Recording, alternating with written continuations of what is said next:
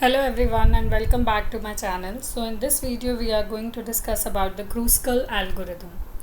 This is very important algorithm in order to find the minimum spanning tree.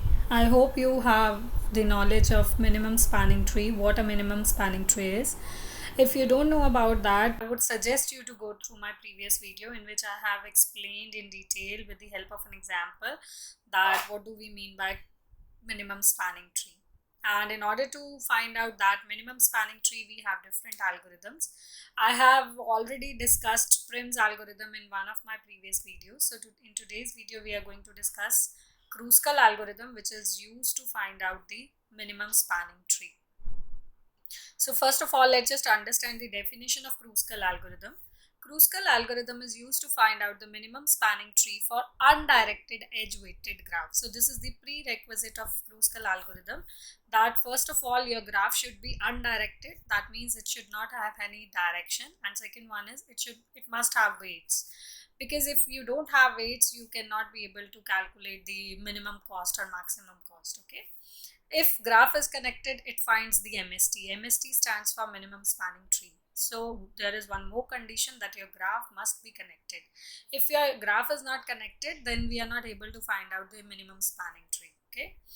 It is a greedy algorithm. Now what greedy algorithm is, that is already been explained in one of my previous videos, in which I have discussed the various approaches that are used while calculating the any minimum spanning tree, like greedy approach, divide and conquer, and we have dynamic approach. So this algorithm particularly is a greedy algorithm, as in each step it adds the next lowest weight edge. Why we are saying greedy? Because we are going to minimize our cost. How we are going to minimize our cost? By choosing the lowest weight edge. Okay, that will not form a cycle. There are two things. First of all, we need to choose the edge which is having the minimum weight, and second is it should not form a cycle. Now what a cycle is, that I have already explained in one of my previous videos. So I have mentioned the link in my video. So if you don't know about cycles in the graph, I would suggest you to go through those videos first. Okay.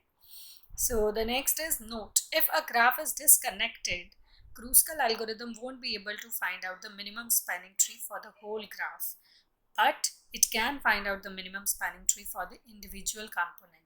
If your graph is disconnected, so that means your graph must have been divided into more than one part. It could be 2 part, 3 part, 4 part. So Kruskal algorithm won't be able to find out the minimum cost for the whole graph. Yes, it can find out the minimum cost for the individual component. Okay, so this is all about the definition of Kruskal algorithm. Now we'll try to understand this with the help of one example. Now let's just have a look at the Kruskal algorithm to find the minimum spanning tree. So first of all, this is my graph.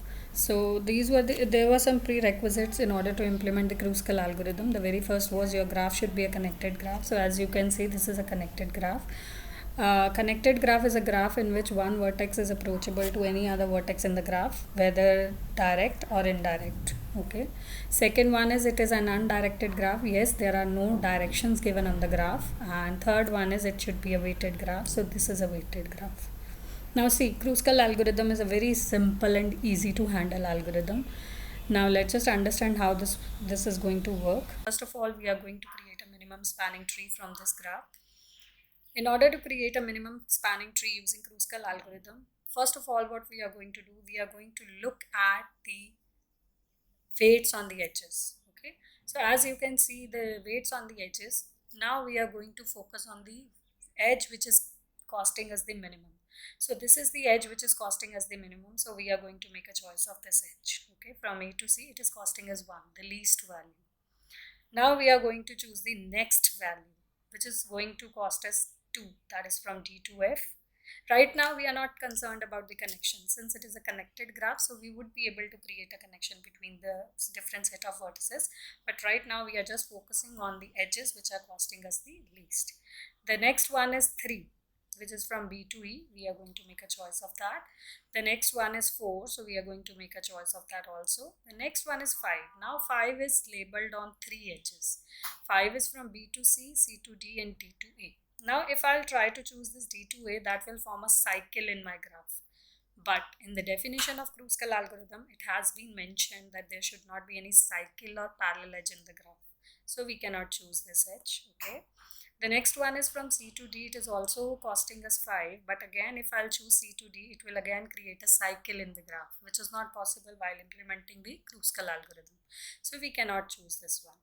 The next one is B to C. Now B to C, if I choose this edge, it won't create any cycle. So we are going to make a choice of B to C. When we are going to choose this B to C edge, neither it is creating any cycle, and one more thing, that it has covered all the set of vertices, it has created a connection. Okay, so now my graph is a complete graph. So we have obtained a minimum spanning tree from the given set of graph. Now calculate the cost part. The cost of the original graph comes out to be 35, but when we have applied the Kruskal algorithm, the cost comes out to be 15. So we have reduced the cost from 35 to 15 while implementing this algorithm, which was the main focus area of the Kruskal algorithm, that we have to minimize the cost. Okay. So this is your Kruskal algorithm. The first step is remove all the loops and the parallel edges. This is what we were doing, that there must not be any cycle, any loop in your graph. Second, arrange all the edges in their increasing order of weight. What do you mean by increasing order of weight? That firstly we have the least value, then the next least, and so on, like 1, 2, 3, 4. Okay. Next one is add the edge which has the least weightage. So you need, what you are supposed to do, you need to choose the edge which is costing us the least, and you need to put that edge into the resultant value. Okay. So the next one is exit. Once you have done all the part, you just need to come out. Okay. Kruskal algorithm can't find the MST, minimum spanning tree, for the disconnected graph. Okay, the thing that we have already discussed in while discussing the definition of Kruskal algorithm, that if your graph is a disconnected graph, it won't be able to find MST for the whole graph. Yes, it can find the MST for the different components. Okay, so this is all about your Kruskal algorithm. And now we are going to discuss the complexity of the Kruskal algorithm. Let's just understand the complexity analysis of Kruskal algorithm. So the complexity of Kruskal algorithm comes out to be order of V dot E, where V is the set of vertices and E is the set of edges in the graph, number of vertices and number of edges in the graph. There is one more point that you need to keep in mind, that while calculating the spanning tree, the number of edges is equal to the number of vertices minus 1. So that means if you have 6 number of vertices in your graph, so the number of edges comes out to be 4. That is the basic standard formula. So when I substitute the value of E, so it becomes order of V dot order of V minus N. So it comes out to be order of V square minus V, which indirectly means order of V square. Okay, because I'm just subtracting V square minus V, that comes out to be V square only. Okay, or we usually represented the set of number of vertices in while calculating the complexity of any graph as N. So I have just written N instead of V, so order of N square.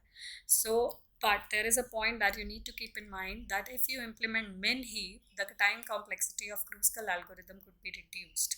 Now, what is that min heap? You can just refer to my other videos in which I have explained that what are AVL trees, how to create a min heap or max heap. Okay, so then when you apply the min heap concept, the complexity comes out to be order of n log n, where n is the number of vertices in the graph. So this is all about Kruskal algorithm. I have tried to explain this concept in a very simple and easy manner. But still, if you have any doubt, any query, you can just drop a message in the comment section. I'll definitely revert back to you. Hope you have enjoyed the video.